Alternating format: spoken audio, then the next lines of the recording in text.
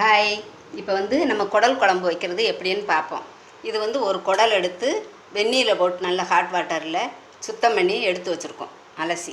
அதுக்கப்புறம் இது தாளிக்க வெங்காயம், சின்ன வெங்காயம் நறுக்கி வச்சுருக்கேன், சோம்பு கொஞ்சம், 2 சில்லி, மல்லிச்செடி கொஞ்சம், கருவேப்பிலை.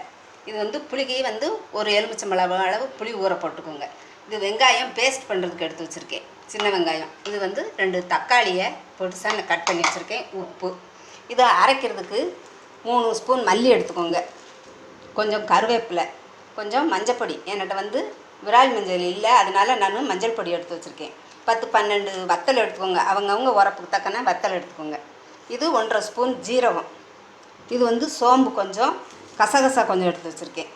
இது பட்டை, கிராம்பு இதை எடுத்து வச்சுருக்கேன். இது மிளகு கொஞ்சம், ரைஸ் எடுத்து வச்சுருக்கேன். இதையும் எல்லாம் வறுத்து பவுடர் பண்ணி வச்சுக்கிடுவோம். இப்போ வறுத்த சாமான்கள்லாம் மிக்சியில் போட்டு பவுடர் பண்ணி எடுத்து வச்சுக்கிட்டோம். இப்போ அடுத்து என்ன பண்ணுவோம்னு பார்ப்போம். இது தக்காளி, 2 தக்காளியை பேஸ்ட் பண்ணி எடுத்து வச்சுருக்கேன். இது வெங்காயம் காட்டினேன்ல, சின்ன வெங்காயம், அதையும் பேஸ்ட் பண்ணியாச்சு.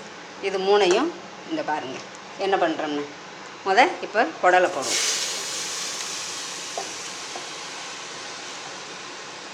குடலை உள்ளே போட்டாச்சு. அதுக்கப்புறம் இந்த பவுடரை போடுவோம். பேஸ்ட்டு, தக்காளி பேஸ்ட்டு. தக்காளி பேஸ்ட்டு. அதுக்கப்புறம் வெங்காய பேஸ்ட்டு போட்டு கொஞ்சம் வாட்டர் ஆட் பண்ணிக்கலாம்.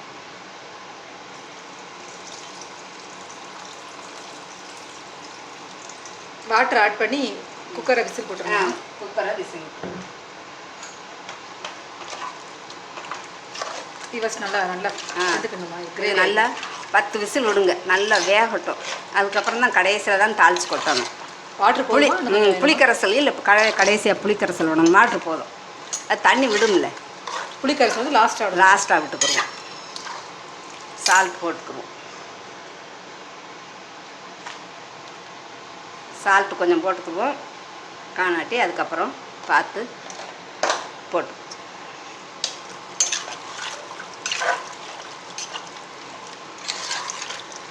வாட்டர் போதுமா? கொஞ்சம் போதும். வெந்து சுருங்கும்போது வாட்டரை விட்டுரும் போதும். இதை மூடியை போட்டு இன்னும் 10 விசிலுக்கு விட்டுக்குறோம். அப்போ தான் நல்லா குடல் வேகும். ஓகே, மூடி போட்டுடலாமா? மூடி போட்டுருவோம். வந்துருச்சு. இப்போ எடுத்துருவோமா? எடுத்து பார்ப்போம். நல்லா வெந்துருச்சு.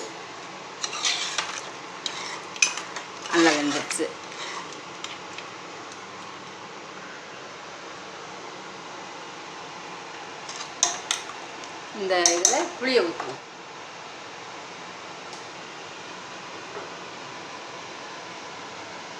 இப்போ புளியை ஊற்றுவோம். புளியை ஊற்றி கொஞ்சம் நேரம் அடக்குவோம்.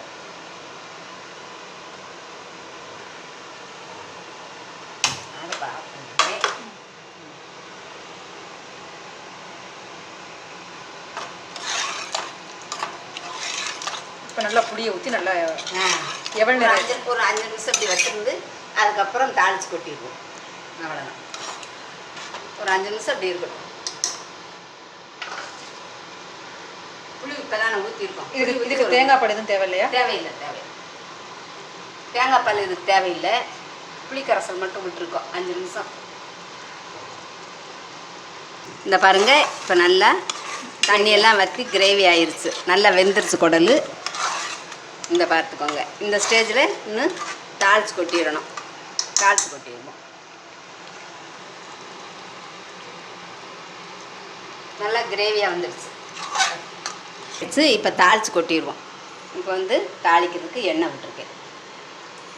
சும்மா சுருக்கமாக விட்டால் போதும். இது குடலில் கொழுப்பு நிறையா இருக்கிறதுனால நம்ம எண்ணெய் கொஞ்சம் சுருக்கமாக விட்டுருக்கேன். காயட்டும், எண்ணெய் காயட்டும்.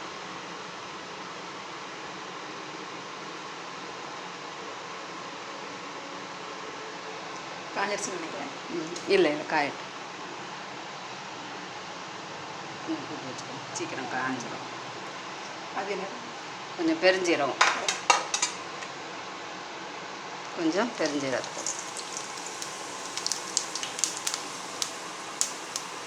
கொஞ்சம் கருவேப்பிலை, கறி லீவ்ஸ், ஆனியன் கொஞ்சம்,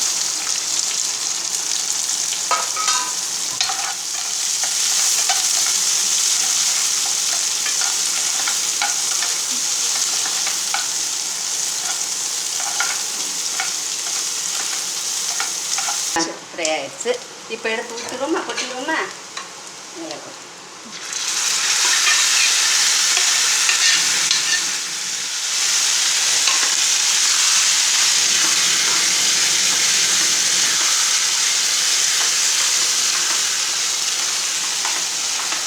இப்போ குடல் கறி ரெடி. குடல் கறி ரெடி. வரேன் அதனால கொஞ்சம் இப்போ ரெடி ஆயிடுச்சு. இவ்வளோ தான். இதை நீங்கள் வீட்டில் செய்து சாப்பிட்டு பார்த்துட்டு உங்கள் ஃபீட்பேக்கை எங்களுக்கு எழுதி அனுப்புங்க. ரொம்ப நன்றி.